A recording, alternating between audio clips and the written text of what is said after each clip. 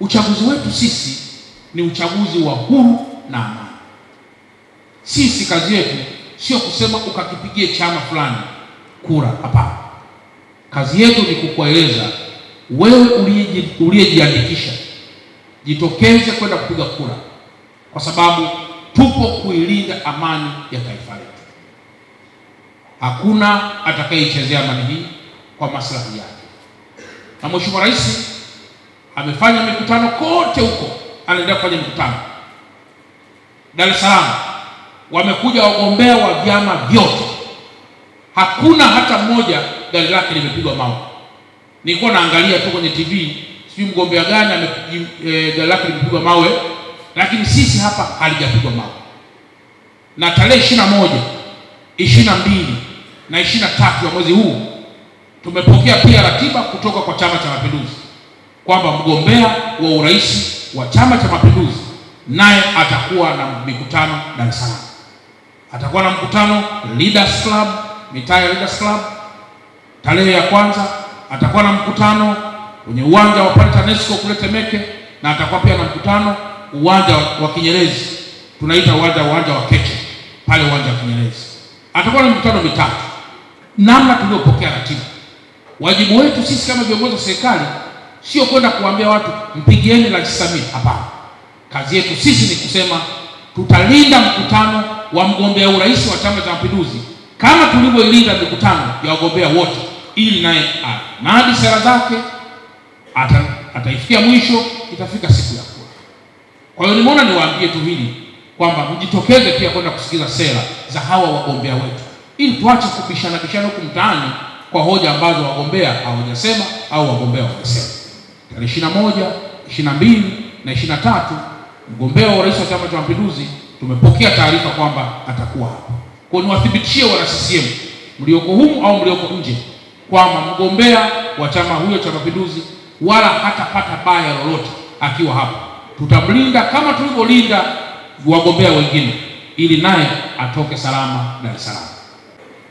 Hakuna chenye thamani duniani kama watu kuwa na nchi. Mwenyezi Mungu ametupa nchi ya Tanzania, tuna wajibu wa kuilinda, kuisemea kwa hali yoyote vile itakavyokuwa. Kwa hiyo muda sasa ndio umefika, kila mmoja aanze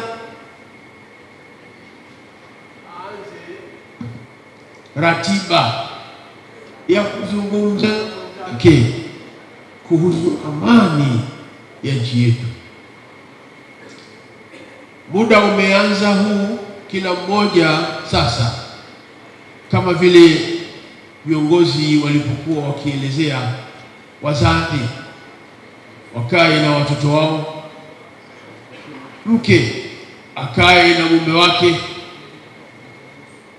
jirani akae na jirani mwenzake, viongozi wa dini kwa maeneo yao, na hata wale wa kijamii kwa maeneo yao. Kila mmoja acheze nafasi yake, tukihakikisha kwamba Tanzania inakuwa salama.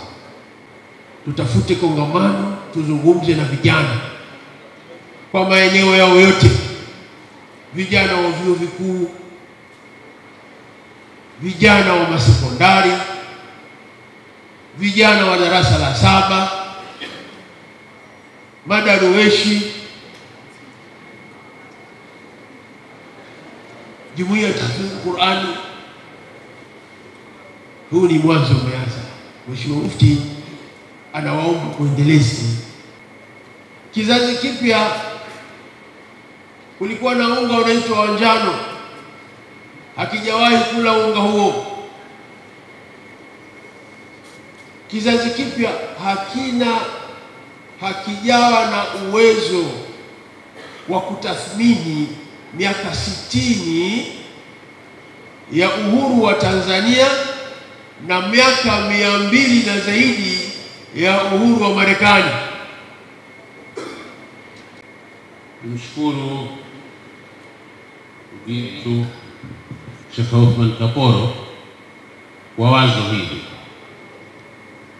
ambalo limekuja katika wakati mwafaka. Ndugu zangu, tumewasikia mashehe wetu wamezungumza juu ya Qur'ani ni amani, na wapo ambao wamezungumzia Sheikh Othman Khamis juu ya chanzo cha uvunjifu wa amani,